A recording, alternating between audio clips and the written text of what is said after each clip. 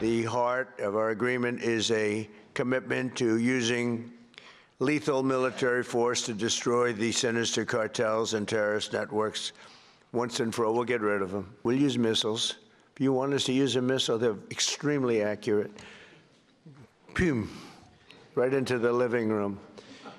That's the end of that cartel person. President Trump vowing to use U.S. military power to eradicate cartels and narco-terrorists in the Western Hemisphere. The summit follows a joint operation with Ecuador that took down the Los Lobos foreign terrorist organization and the killing of Mexican drug lord El Mencho. Joining us now is Derek Maltz. He's the former acting DEA administrator. Derek, you're the perfect guest. You have been studying and fighting cartel violence and corruption for decades. Have you ever seen anything like this kind of leadership from the U.S. President Trump and this joining of alliances with all of these Latin American nations ever before? Rachel, thank you so much for having me. And the answer is no, I've never seen it. It's great to see this administration and the president keeping their promises, keeping Americans' safety and security at the top of the list. President Trump is forming a powerful force of good to defeat and destroy evil. This administration's leadership has been unprecedented. And let's remember this, the cartels and our adversaries deal in death, but this administration fights for lives, okay? That message is clear to the world.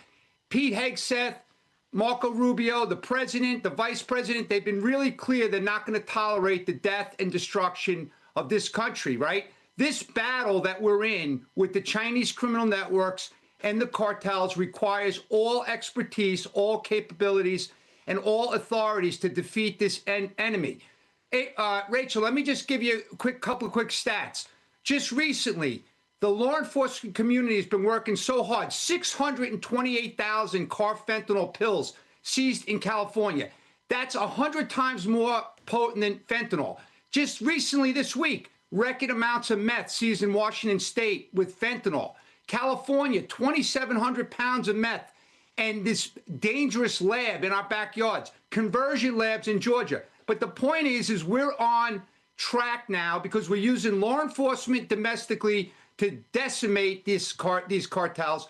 But now to have these countries uniting we've never seen it, Rachel. Yeah, it's incredible. I mean, we're seeing these countries saying, yes, help us get rid of the cartels. I remember seeing Kamala Harris saying, I'm going to deal with the root causes of why people want to come to the United States. Guess what the root cause is? Cartel violence. They couldn't live. These countries were totally dysfunctional because the cartels were embedded inside of the government and inside of their town leaderships, and nobody could operate a business without having to pay off these cartels. And of course, people want to leave a country that's run like that. I want to talk a little bit about Claudia Sheinbaum. President Trump has, since he came into office, he's been offering her more than just resources. He's been saying, tell us where these cartels, let us get in there and get boots on the ground or drones overhead to get rid of these cartels. And she's been very resistant because I believe she's in bed with these cartels. And she's been saying, oh, sovereignty, Mexican sovereignty, kind of keeping him at arm's length with his offer to help in the way that he just said at the beginning of this segment. And I've spoken to Mexican citizens, and they have said, we want that help.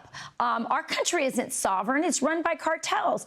So do you think she's now more isolated? I mean, you see this collection of other leaders in Latin America surrounding Trump saying, we want to help, we want to get rid of the cartels. What kind of pressure is now being put on her to finally cooperate with President Trump and rid our closest neighbor and friends in Mexico of this scourge? So, Rachel, that's a great point. So I know firsthand in February of last year, as the acting administrator, I was at Dulles Airport when major cartel leaders, including Los Zetas leaders, arrived. So President Sheinbaum, Omar Harfouche have done a lot so far to actually remove 92 high-level criminals into the U.S. to face justice. But there is a lot of political pressure. But President Trump is working this beautifully because we're seeing a lot more work being done in Mexico. Obviously, they've completely stopped the flow of migrants into America, working together. And now we just have to keep the pressure. But as these other countries unite, as we saw in Ecuador, we're taking the fight right to the cartels. We can no longer be defensive. We have to be offensive, and we have to go after these threats like we've never done before.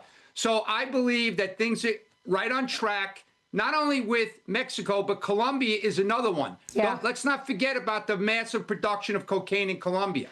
Yeah, no question about it. I do believe, Derek, that as the citizens of countries, say in Mexico and Colombia, as they see these other countries like El Salvador and Ecuador rid themselves of these cartels, the demand for their own leaders to do so is going to only increase. And so that's the good kind of political pressure we need, the people calling for it. And I'll tell you, in Mexico, they're crying out for help. Derek, so great to have you on. Thank you for your insight on this issue. Rachel, can I just say Sure, one last thing quickly? I'm asking the president to please work with Sarah Carter, have the same type of summit on the demand side. The kids need education now. It's too late if we wait. Oh, great point. We got to hit it on all sides. Derek, thanks for joining us. I'm Steve Doocy. I'm Brian Kilmeade. And I'm Ainsley Earhart. And click here to subscribe to the Fox News YouTube page to catch our hottest interviews and most compelling analysis.